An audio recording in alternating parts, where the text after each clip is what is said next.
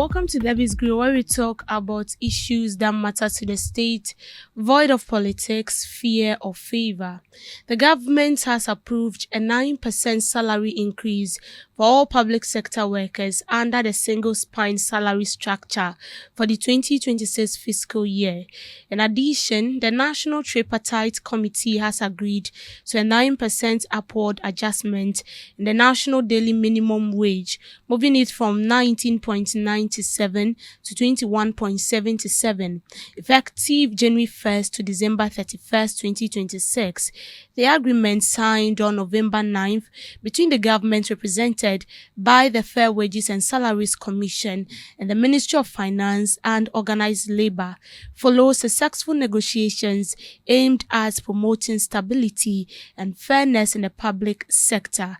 Finance Minister Dr. Atoforsen commended Organized Labor for their cooperation and patriotism, noting that the increment aligns with efforts to consolidate Ghana's economic recovery.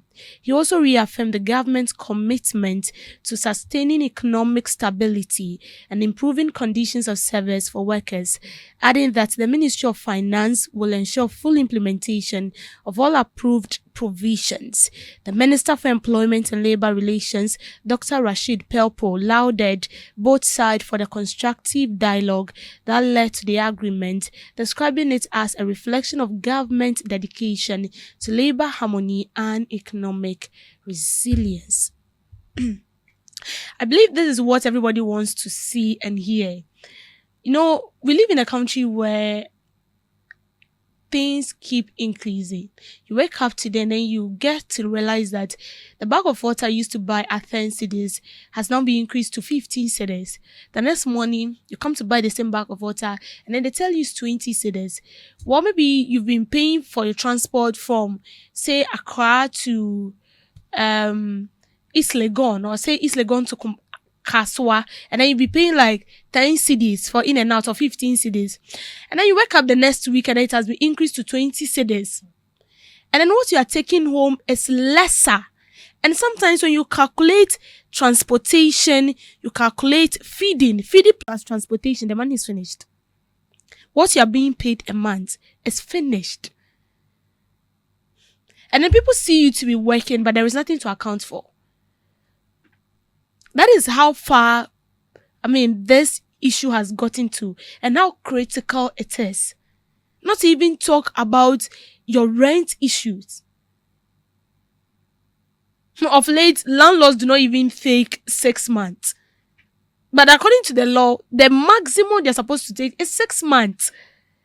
But they will take 2 years advance. And then with the 2 years advance, you are paying, a month is like, some people pay 300 for a month.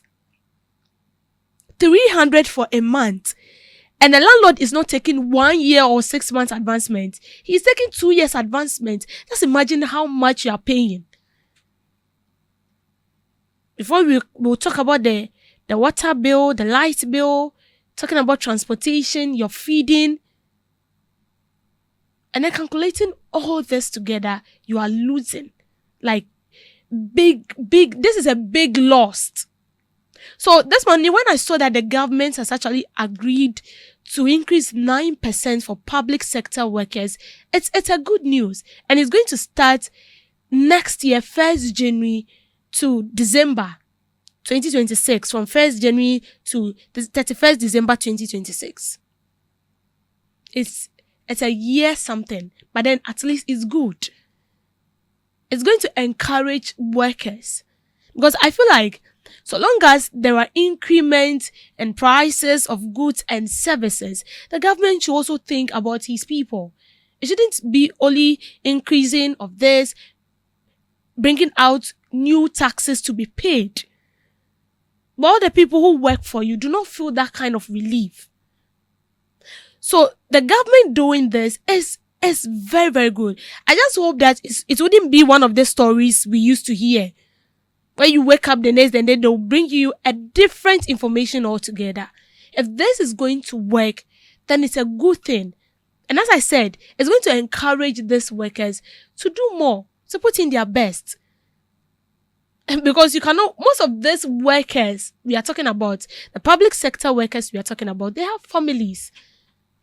Some have 4 children. They pay fees, feeding. You have to feed yourself and still feed your kids. You have to stock the house with groceries when they're out of stock.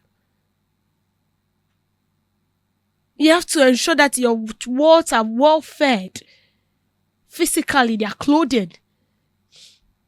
And all this is being drawn from what you take each month.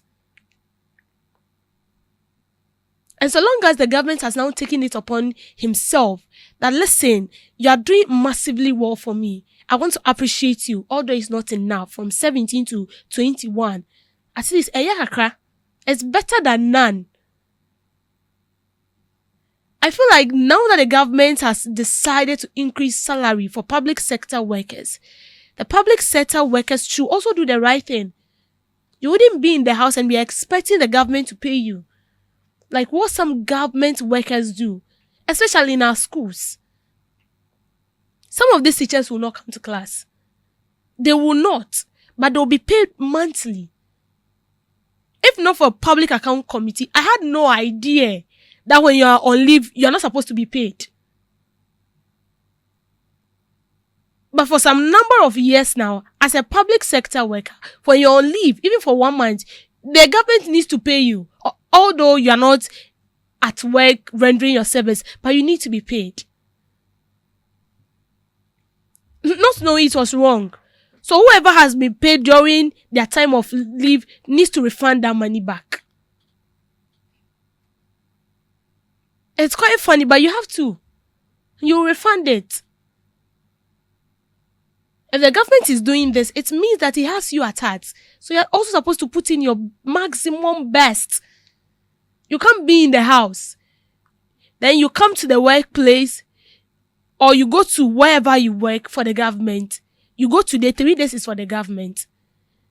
In a week, 2 days is for you, 3 days is for the government.